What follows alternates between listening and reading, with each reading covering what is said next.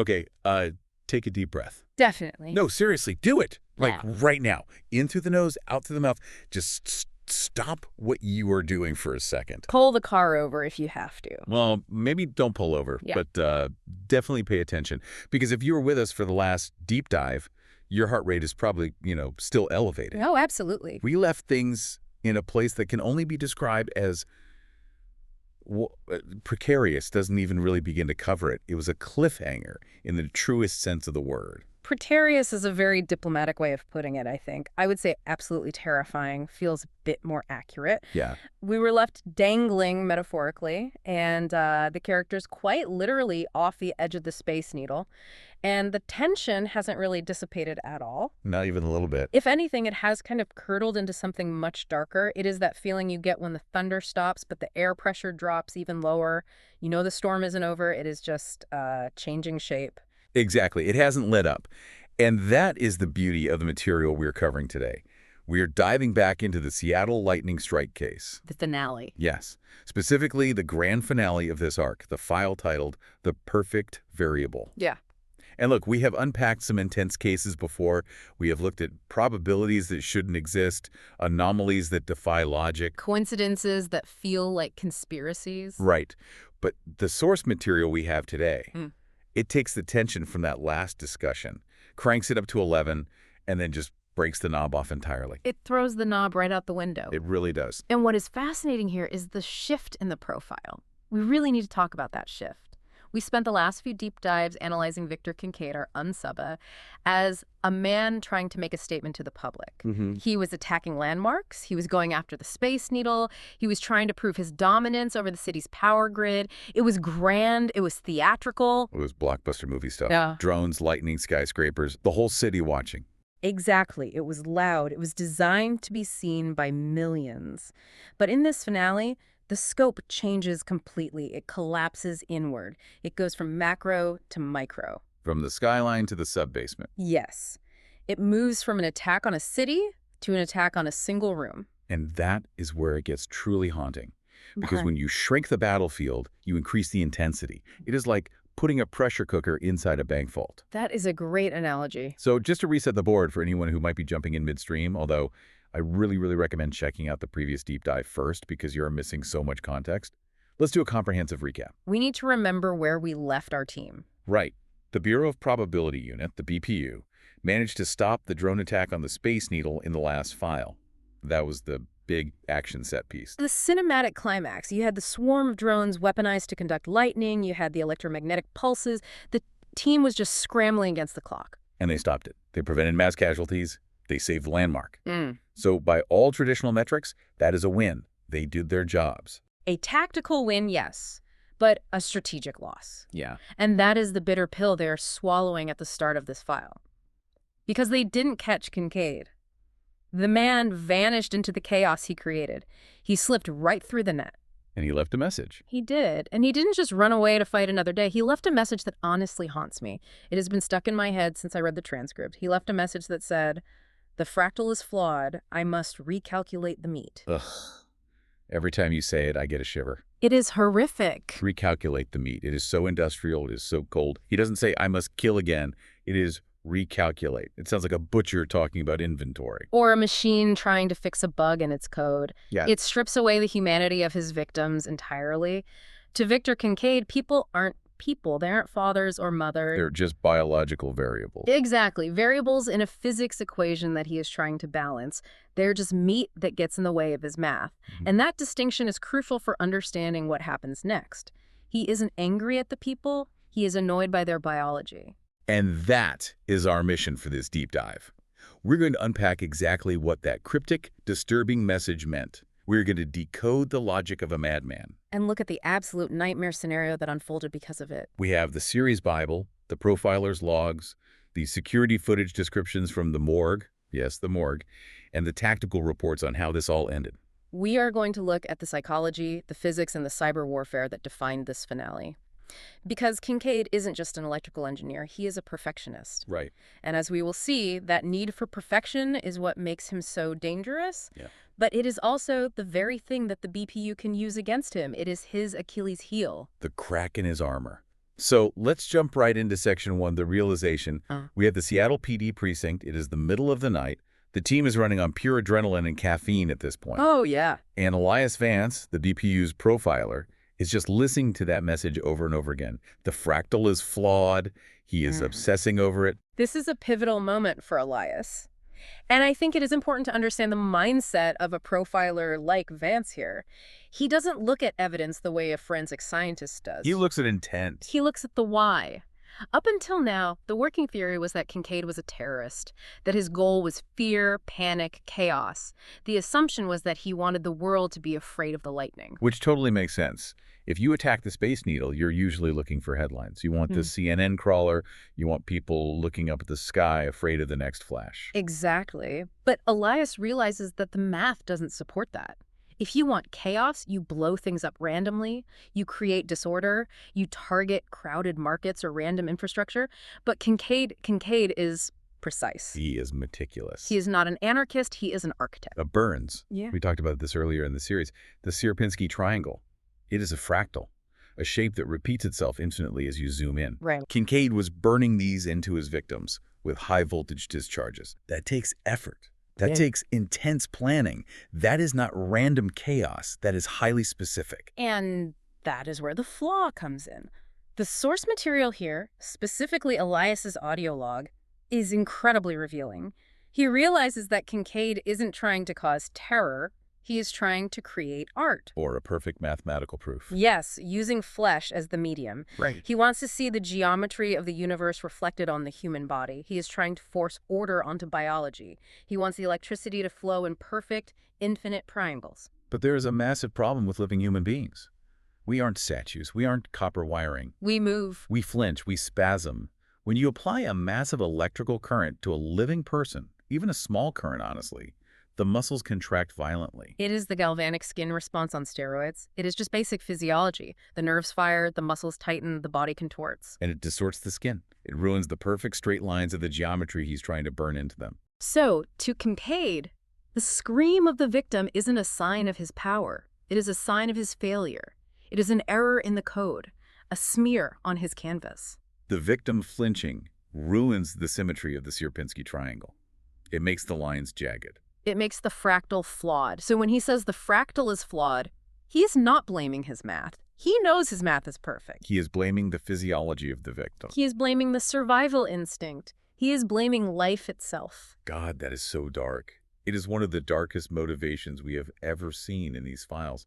So when he says recalculating the mean, he is literally looking for a different kind of canvas. He is looking for a variable change. He needs a canvas that doesn't twitch. He needs a grid of targets that are already completely still. Right. He needs biological material that will hold the charge and take the burn without the interference of a nervous system fighting back. He needs obedience from the flesh. He needs the dead. It is the only logical conclusion.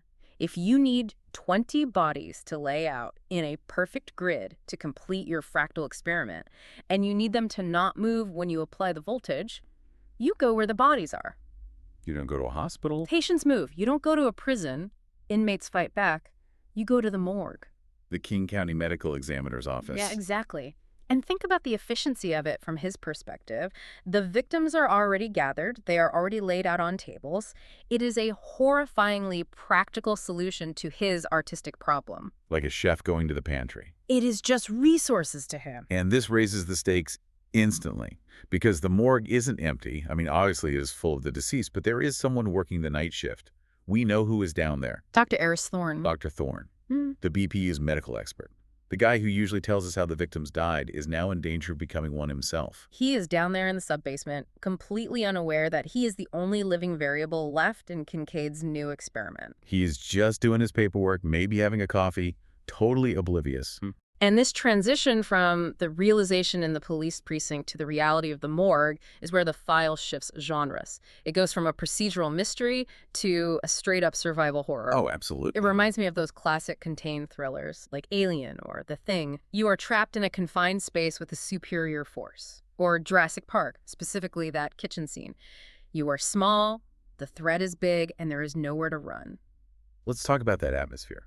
Section 2, the siege. The source material describes the security footage at 2:15 a.m. Just picture this. You are in a sub-basement. It is sterile. Stainless steel everywhere. Very quiet. You can hear the hum of the refrigerators. It smells like antiseptic and cold air. And then Chaos, but a controlled chaos. The lights don't just flicker, they blow out violently. Pop, pop, pop, pop. Darkness, absolute pitch blackness. and then the doors. Heavy steel electronic doors just slam shut. This isn't a malfunction. This is a lockdown. The building has just swallowed him whole. Because Kincaid has taken over the building. Yeah. He isn't physically in the room with Eris, right? He didn't burst in with a gun. Yeah. No, and that makes it much scarier. He is in the control room upstairs. He has hacked the building management system. And this is where Kincaid's background as a disgraced electrical engineer really comes into play. He doesn't need to come down there with a weapon. He weaponizes the architecture itself. He turns the building into the weapon. He turns the environment against Eris. The details here are terrifying. Eris gets on his radio to Elias, and thank God for radios, by the way, old school tech saving the day here, and he says, "The hair on my arms is standing up." That is a very bad sign. That indicates the air itself is ionizing. The static charge in the room is building to a critical level. It is like when you rub a balloon on your head, but multiplied by 100,000. Kincaid is pumping massive amounts of electricity through the HVAC system. He is using the ventilation to saturate the room with charge. He is flooding the room not with water, but with electrons. And more importantly, he is pumping it into the furniture. The tables. The stainless steel autopsy tables. In a morgue, everything is metal for hygiene and durability. It is easy to clean, it doesn't harbor bacteria. But in this scenario, metal is a perfect conductor. The floor, the tables, the cabinets, the gurneys. Eris reports that if he touches anything metal, his heart will stop. Imagine that. You are in the pitch black. The only light is maybe the blue sparks flying from the vents, and everything around you, the floor you walk on, the tables next to you, is lethal. He is literally walking on a minefield, Yeah. but the mines are just the room itself. He can't lean against a wall. He can't sit on a chair. It is psychological torture. Eris is trapped in the dark, surrounded by 20 corpses that Kincaid is planning to use for his art project. The air is humming with enough voltage to kill him instantly. It is a sensory nightmare. What do? Panic is the natural reaction. But this is where we see why Eris Thorne is a vital part of this team. We have talked about how Elias is the intuition, Hatch is the muscle, Jax is the brain. Eris is usually the analyst. He isn't a field agent. Yeah. He doesn't carry a gun. He is not trained for combat. But he is a scientist. He understands the physics of what is happening. Elias yells at him over the radio to ground himself. Which is good advice in theory. If you ground yourself, the electricity flows through you into the earth, but the floor is electrified. If he grounds himself to the floor, he completes the circuit and dies. So he needs the opposite of a ground. He needs an island. He needs a life raft. He needs something that will break the connection between him and the current, something with high electrical resistance, and he finds the only thing available in a morgue that fits the bill. He scans the room in the dark, maybe using the light of his watch or his phone, and he sees it, a body bag. A rubber body bag, heavy-duty, non-conductive rubber. It is designed to be watertight, airtight, and durable to transport human remains. It turns out, it is also a pretty good insulator against moderate to high voltage if it is thick enough. Because rubber doesn't have free electrons to carry the current. I want you to just visualize that for a second. The survival tactic here is to stand on top of a body bag. He is balancing on this uneven shifting surface because body bags aren't flat like yoga mats. They have zippers and folds in. They are pitch. And let's not ignore the grim reality of what a body bag represents. He is using the tool of his trade, the vessel of the dead, to stay among the living. It creates this incredible image of isolation. He is literally floating on a raft meant for death to stay alive. The tension here is masterful because it plays on such primal fears, the dark, the dead, and an invisible force that can kill you instantly. It is gothic horror meets sci-fi. It really emphasizes the brains part of the team. He didn't try to shoot the lock. He used physics to survive. But let's be real. He can't stay on that bag forever. The air is ionizing. Eventually, the charge will arc through the air itself. It is like St. Elmo's fire down there. Exactly. It is a ticking clock. The installation will eventually fail, or the charge will become strong enough to jump the gap dielectric breakdown. Yeah. Eris is running out of time. He is merely delaying the inevitable. Which brings us to the stalemate. Kincaid is upstairs in the control room. He has sealed the doors magnetically. Agent Hatch, the muscle of the BPU, is outside the control room, but she can't break through reinforced steel. She is pounding on the door, but it is no use. And Kincaid is running the whole show from a handheld tactical tablet. He is mobile, he is remote, he is dug in. It is a classic siege. She is watching the cameras, adjusting the voltage, playing God with his fingertips. This brings us to Section 3, the cyber duel. And this is where Agent Jax Reed steps into the spotlight. We haven't talked about Jax enough this season. We really haven't. She's usually in the van or back at HQ. Jax is the unsung hero often. She is from Quantico Cyber Command. She thinks in code. She sees the world in binary. And she realizes the physical problem, the locked doors, cannot be solved physically. Explosives might hurt Eris. Cutting creates sparks. She says in her combat log, I can't hack the doors, but I can hack him. I can hack it. That is such a cool line. It sounds like something out of a cyberpunk novel. But what does she mean? She's not hacking his brain, well, not biologically. She is hacking his psychology through his technology. Remember, Kincaid is obsessed with order, with perfect geometry, with equations that balance. That is his profile. Elias built the profile, but Jax weaponizes it. She knows his psychological profile is his vulnerability. So she doesn't try to brute force the password on his tablet. No. Brute force takes time. Trying every combination of numbers could take years, and Eris has minutes. Instead, she sends a virus to his tablet. But it is not a standard malware that just deletes files. She calls it a recursive mathematical paradox. Okay, you are the expert here. Help us unpack that. What is a recursive mathematical paradox, and why would it stop a guy like Kincaid? It sounds like magic. It is logic as a weapon. Think of it like a logical loop that has no end. A simple linguistic example is the statement, this sentence is false. Okay, this sentence is false. If it is true, then it must be false. But if it is false, then it must be true. Exactly. The brain, or in this case the processor, gets stuck in an infinite loop trying to resolve the contradiction. It goes round and round, consuming more and more energy, trying to find the answer. But there is no answer. It is a snake eating its own tail. So she feeds this impossible math problem into the system he's using to control the voltage. Specifically into the voltage regulation software. Kincaid's tablet is trying to regulate the power output to create his perfect fractal.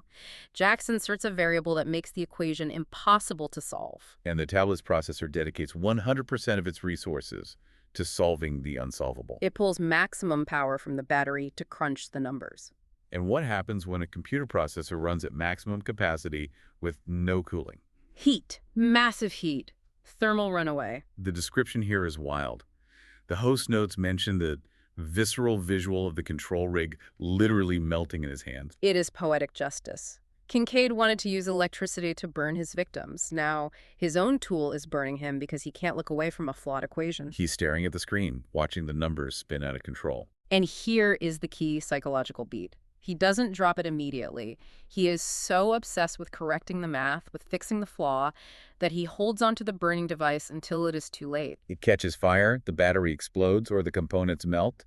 And when the tablet dies, The control signal dies, the magnetic locks on the doors disengage, the siege is broken, the brain of the trap has been lobotomized. and the cavalry arrives. Section 4, the takedown. This is the climax. The door is open. Agent Hatch bursts into the control room. But Kincaid isn't done. And this is a critical moment for his character. He knows he is cornered. He knows the art is ruined. The moment the power cuts, his fractals are unfinished. He has failed his masterpiece. So he goes for the final option. He grabs a severed live wire that was feeding the console. This is a high voltage line, probably 220 or higher, ripping with current. He's going to turn himself into a human stun gun, or a suicide bomber, essentially. If Hatch tackles him while he is holding that wire, the current goes through both of them. It is mutually assured destruction. He is willing to die to take them out. So you have a standoff. Kincaid with the live wire, sparking and dangerous. Hatch with her weapon drawn but unable to get close. And Elias Vance, the profiler, standing in the doorway. It is a Mexican standoff, but with electricity. And this is where the improvised science comes in. We talked about Eris using physics to survive. Now Elias and Hatch use physics to win. They don't have time to plan. This is pure instinct and trust. The source material mentions conduction and chemistry. Walk us through this move, because it sounds like something that shouldn't work, but they pull it off. It is brilliant lateral thinking. Elias looks around the room. He needs something to bridge the gap without touching Kincaid. He spots a bucket of forensic ultrasound gel. Ultrasound gel, that blue gooey stuff. The very same. Now, ultrasound gel is designed to be conductive. That is why they put it on your skin when you get a scan. It eliminates air gaps and allows sound waves, or in this case electricity, to travel perfectly. It reduces resistance on the skin. It is basically liquid wire. So it is a liquid lightning rod. Exactly. Elias grabs the bucket and hurls the gel at Kincaid's chest. Splat. He is covered in goo. That has to be confusing for Kincaid. He probably thinks, what are you doing, throwing slime at me? It confuses him just long enough. He is wet, he is conductive, and in that split second, Hatch fires her taser. Now, usually a taser has two prongs, right? You need both to hit to make a circuit. If one misses, or if it hits a thick jacket, it doesn't work. Correct. Kincaid is wearing heavy work clothes. A taser might not penetrate reliably, but he is covered in conductive gel. Hatch fires the taser into the gel. The gel acts as the bridge. The gel spreads the charge instantly across his entire chest. It completes the circuit with zero resistance. Even if the prongs didn't pierce the skin perfectly, the gel ensures the current travels. It overloads his nervous system instantly. But wait, why doesn't it kill him? He is holding a live wire. If you shock a guy holding a wire, doesn't he clamp down? Normally, yes, the death grip. But the taser disrupts the signal from the brain to the hand. The shock from the taser causes his muscles to contract instantly and violently, the very thing he hated in his victim. Oh, his hand spasms and releases the live wire before the high voltage from the wall can kill him. The taser drops him, but the lethal current is disconnected. So they use the flaw, the muscle spasm, to save his life and capture him. That is a beautiful way to put it. The flaw saved him. The taser forced the spasm that dropped the lethal wire. It is a controlled shock versus an uncontrolled one. It is the perfect marriage of brains and brawn. Elias identifies the chemical variable, the gel. Hatch provides the kinetic delivery, the shot. And Eris survives the basement because the power is cut. It is a full team win. Every member of the BPU contributed to this victory. Without Eris surviving, they lose. Without Jack's hacking, they lose. Without Elias's quick thinking, they lose. Without Hatch's aim, they lose. It really is incredible to see it all come together. And I love that the resolution, Section 5, gives us that moment of breath. The dust settles, Kincaid is in cuffs. Dr. Thorne is pulled out of the morgue, probably shivering and needing a very long vacation. I imagine he is never going to look at a body bag the same way again. He is definitely going to request a transfer to the day shift. No kidding. And the Seattle lightning strike case is officially closed. The scoreboard, as the fans like to track, puts the BPU at 2 for 2. They stopped the probability bomber in the pilot, and now they have stopped the fractal killer. They are building a reputation. They are the unit that handles the impossible. They are the ones you call when the FBI is scratching their heads. But of course, this is a deep dive, and we know that the world of these files never stays quiet for long. The source material for this episode ends with a very specific tease for the future. And honestly, this is the most intriguing hook yet. Oh, this one gave me chills. It is such a shift in tone. It completely changes the landscape of the show. So Elias and the team are packing up. They think they are done. Maybe they are thinking about dinner. And then they get the call. The tagline is, what are the odds an entire subway train disappears between 2 stations in Manhattan without a trace? Without a trace. Just process that. We are moving from electrical anomalies, things we can explain with physics, amps, volts, to something that sounds impossible, a physical disappearance of massive mass. A train is huge. It is tons of steel. You can't just misplace it. It is in a tunnel. There is one way in, one way out. And the BPU is heading to New York. And I think that is a great evolution for the team. They have proven they can handle time-sensitive threats and threats based on patterns. But a disappearance? That is a mystery box. That requires a different kind of math. It is not about stopping a force. It is about finding a missing variable in a closed system. Exactly. I cannot wait to unpack that one. New York City, subways, disappearing trains. It feels like the stakes are leveling up. But before we wrap up today, let's do our final synthesis. We have looked at the source. We have decoded the meat. We have survived the morgue siege. What is the big takeaway for you from The Perfect Variable? For me, it connects back to the title. Kincaid wanted a perfect variable. He wanted a world where things didn't move, didn't flinch, didn't change unless he told them to. He wanted absolute order. He wanted the universe to be a neat equation. Like a fractal. Like a fractal, perfect symmetry. But the world, and specifically humanity, is defined by its imperfection, by its flinch, by its unpredictability. The flinch is what saved him. Precisely. If Eris hadn't reacted with fear and survival instinct, an imperfect, messy human reaction, he would have died.